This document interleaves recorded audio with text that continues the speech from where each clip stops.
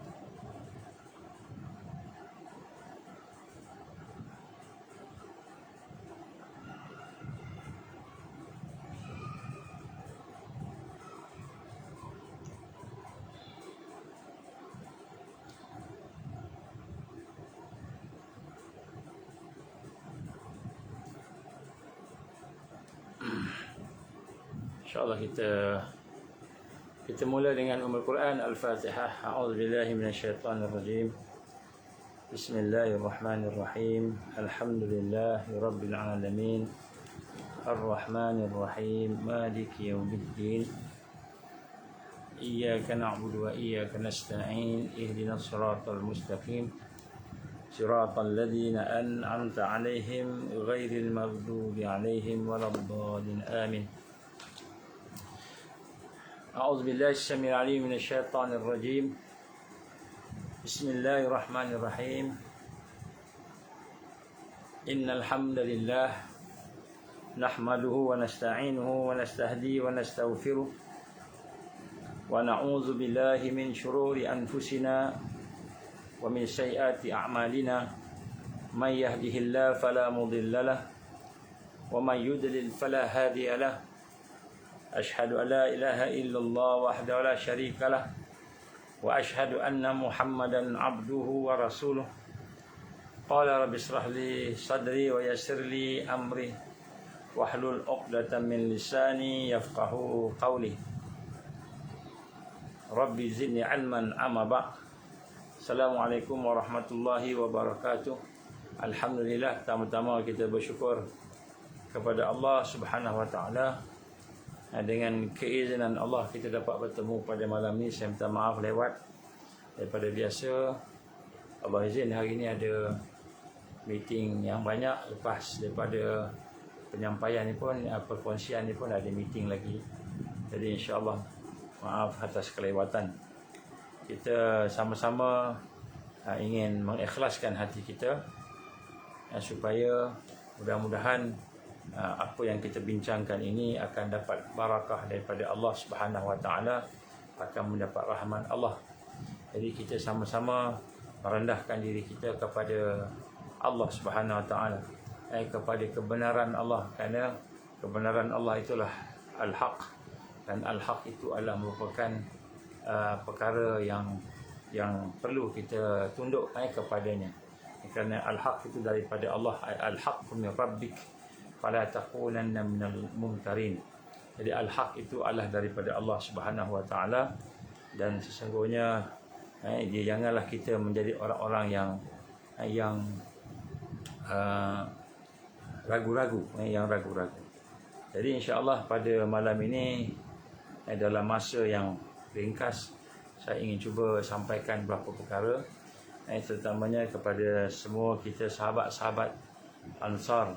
Kita ingin sama-sama, sebenarnya kuliah ini sama-sama kepada semua orang lah, terutamanya kepada mereka yang bersama-sama dengan Ansar, untuk sama-sama kita memperbaiki diri kita, sama-sama kita membina satu kekuatan untuk kita sama-sama meletakkan hati kita, fikiran kita kepada persiapan yang Allah Subhanahu wa taala perintah kepada kita, dan tambahan lagi kita sudah semakin dekat dengan kebangkitan umat, umat yang digambarkan sebagai mereka yang akan mentajdidkan agama.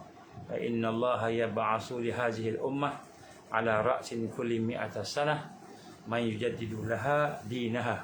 Atau kama Rasulullah sallallahu alaihi wasallam. Hadis ini hadis sahih. Allah gambarkan melalui Rasulullah sallallahu alaihi wasallam, sesungguhnya Allah akan membangkitkan dalam umat ini setiap 100 tahun orang yang akan memperbaharui, mentajdidkan agamanya daripada penyimpangan. Jadi kita lihat hari ini umat Islam telah pun turun kualitinya, kemudian selepas itu Amirul Mukminin dipecat pula pada tahun 1924, dan kemudian ilmu diangkat, ulama pula dalam keadaan lesu, umat dalam keadaan jahil. Kemudian kita melihat serangan-serangan kepada umat Islam semakin kuat sehingga kita mencapai satu kehidupan seperti menggenggam bara di tangan, iaitu kita berhidup dalam keadaan ghuraba, terasing. Dan kemudian seterusnya kita akan berada pula di dalam zaman perpecahan, zaman di mana akan berlaku perpecahan di kalangan umat, terutamanya orang Islam, yang mana mereka akan berpecah kepada golongan-golongan munafik yang hakiki dan golongan mukmin yang hakiki. Inilah digambarkan sebagai fitnah ad-duhaima, fitnah gelap gelita yang sekarang sudah pun kita melihat berlaku dalam kehidupan. Jadi kehidupan pada hari ini mereka akan menjadi kita kata dalam keadaan yang gelap gelita. Ad-duhaima ni gelap gelita. Gelap kerana apa? Kerana ada 3 perkara berlaku pada mereka. Ni 3 penyakit asas, 3 penyakit yang merosakkan umat Islam, terutamanya di zaman kita pada kali ini, pada zaman ini. Itu yang pertama ialah penyakit jahil, iaitu kebodohan, jahil. Jahil ni maknanya bukan kata dia tidak berilmu, tapi kejahilan ini ialah apabila mereka tidak memahami Islam sebagaimana yang sepatutnya. Mereka hanya menggunakan arus sahaja ilmu yang ada, seperti ilmu yang berasaskan sekular. Juga jahil ini menunjukkan bahawa ada ilmu tetapi terputus dengan Allah. Di mana, macam mana kita nak tahu terputus dengan Allah? Tandanya ialah akhlak dan adab. Adab dan akhlak tak ada di dalam ilmu tersebut. Jadi bila tidak ada adab, tidak ada akhlak, maka dia adalah merupakan satu yang terputus. Itu juga jahil. Jahil yang lebih dalam lagi. Kemudian jahil dari sudut waqi' pula. Dari sudut syarak pun jahil, dari sudut waqi' pun jahil. Ini penyakit di zaman ini. Di zaman ini iaitu zaman fitnah gelap, kegelapan, ad-duhaima ini. Dan zaman ini menjadikan kita hari ini akhirnya akan mencampur adukkan antara al-Islam dengan nafsu, mencampur adukkan antara al-Islam dengan perkara-perkara yang dilarang oleh Allah, maksiat, ataupun mencampur adukkan antara al-Islam dengan arus semasa. Jadi kita perlu kepada ilmu itu, ilmu memahami waqi'. Kita kena memahami waqi', dan memahami waqi' ini bukan kita boleh dapat dengan mendengar kuliah semata-mata, dengan mendengar kuliah, tengok sebagainya. Tapi memahami waqi' ini kita kena dapat daripada mengkaji, menganalisa, dan kemudian pada masa yang sama kita kena ada kekuatan basirah yang kuat, kerana basirah itu akan memperlihatkan sesuatu perkara. Sebab itulah di zaman kita ini, di dalam zaman di mana fitnah ad-duhaima ini, kita perlu sangat kepada panduan dan bimbingan daripada al-haq, daripada rahmat Allah, barakah daripada Allah. Dan kita perlukan bimbingan kepada orang yang mengetahui, al-alim, orang yang ada ilmu, orang yang mempunyai panduan-panduan daripada Allah min ladunni, orang yang ada kita kata ilmu daripada Allah. Jadi di sinilah kita lihat bagaimana keadaan yang ada pada hari ini. Kejahilan adalah merupakan salah satu daripada masalah yang utama untuk kita faham. Jahil. Jadi jahil ni daripada syarak, jahil daripada waqi'. Jahil ni sampai menimbulkan pula sangka-sangka buruk. Sangka buruk kepada orang soleh. Jadi apabila kita ada sangka buruk pada orang soleh, maka itu salah satu tanda kejahilan. Contohnya hari ini kita lihat banyak fitnah di kalangan asatizah pun sendiri kadang-kadang ada fitnah. Dia menghentam ustaz sini, menghentam ustaz sana, dia melihat sesuatu yang negatif saja, seolah-olah semua yang ada pada ustaz tu negatif belaka. Tak kira lah siapa kumpulan mana pun, tapi maknanya kita melihat salah satu kejahilan tu ialah dia menyebabkan kita ni memandang orang-orang saleh, orang-orang alim ataupun orang yang wara', orang yang ada takwa, orang yang berjuang itu sebagai orang-orang yang bodoh, yang lemah dan sebagainya. Malahan jahil itu juga sehingga sampai peringkat kita melihat di kalangan umat Islam mula buat tuduhan-tuduhan yang berbagai-bagai, sampai peringkat menuduh alim ulama kita ini gila. Saya pernah bertemu dengan seorang ustaz, dah jadi doktor, dah ada PhD sekarang, dah jadi doktor lah. Seorang ustaz yang menghuraikan tentang Syekh Qutb rahimahullah, bagaimana dikata Syekh Qutb ni kena penjara, kena penjara di Mesir masa tu, dan kemudian Syekh Qutb ni tulis kitab, tulis buku dalam penjara, dia kata. Kemudian dia kata macam mana kita nak terima penulisan Syekh Qutb yang berada di dalam penjara, kan?